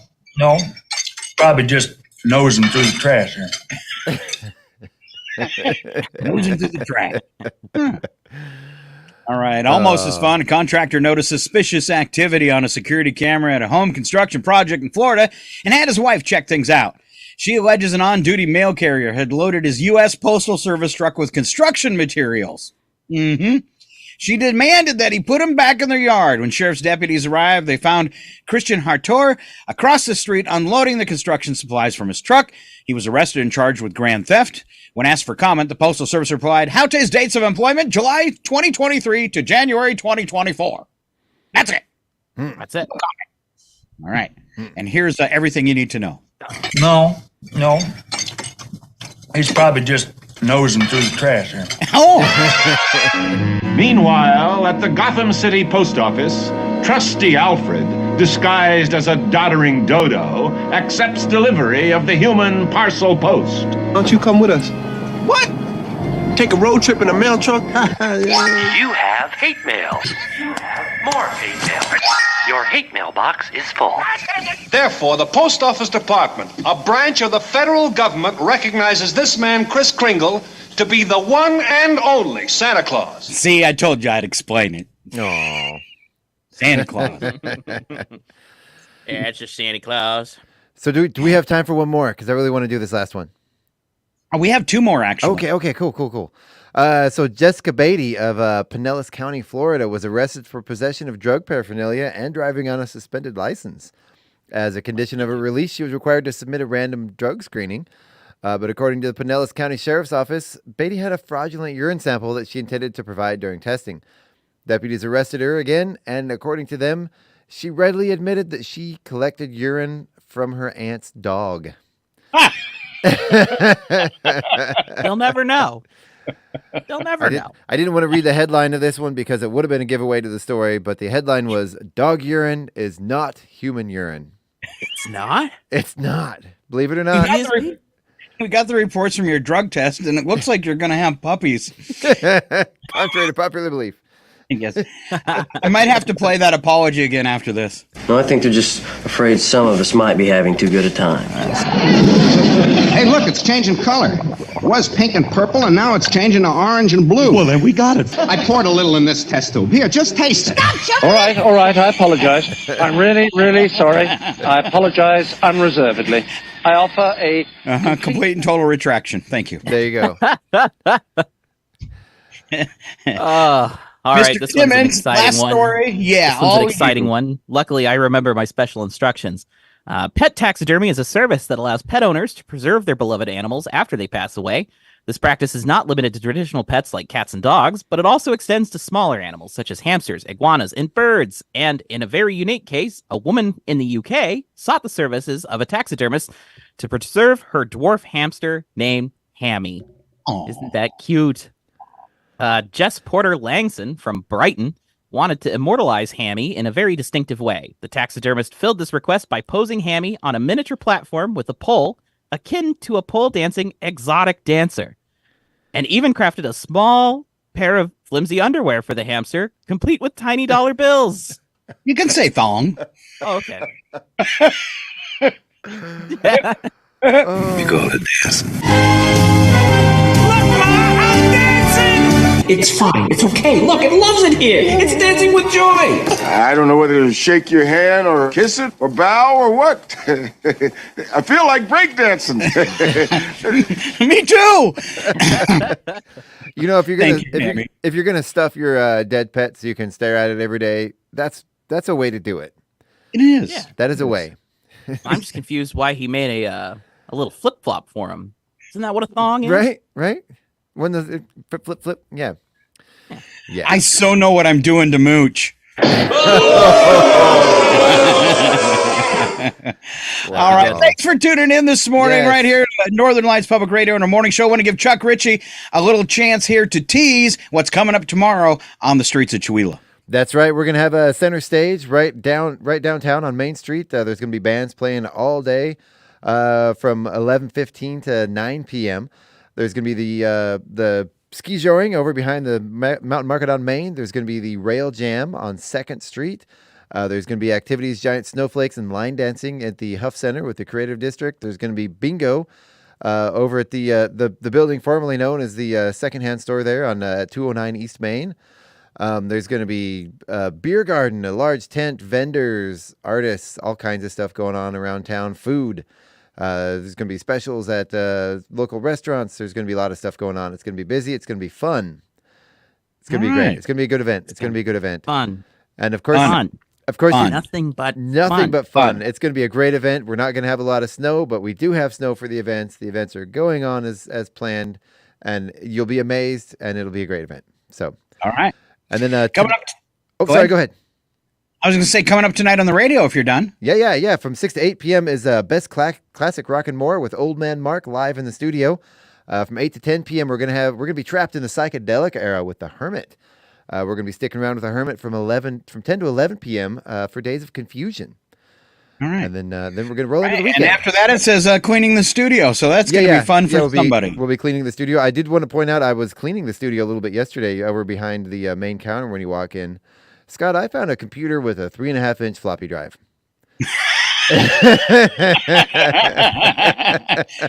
Sorry, I didn't mean to leave that behind. I looked up the manufacture date, 1998. All right, great shows tonight on the radio, Chuck. That's an awesome Friday night. Other than that, we want you to have a great weekend. For Jet Timmons, Chuck Ritchie, and myself, Scott Allen, have a great weekend. Keep on listening to Northern Lights Public Radio, KCHW 102.7. Bye, everybody. Goodbye.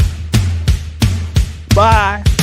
Look at manly men in the full bloom of their manhood. Look at them guns. Manly man.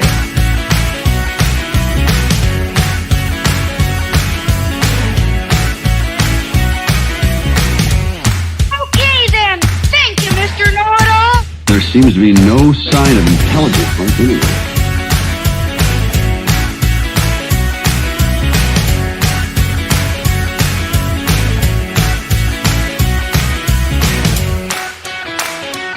Concludes the broadcast from World Central.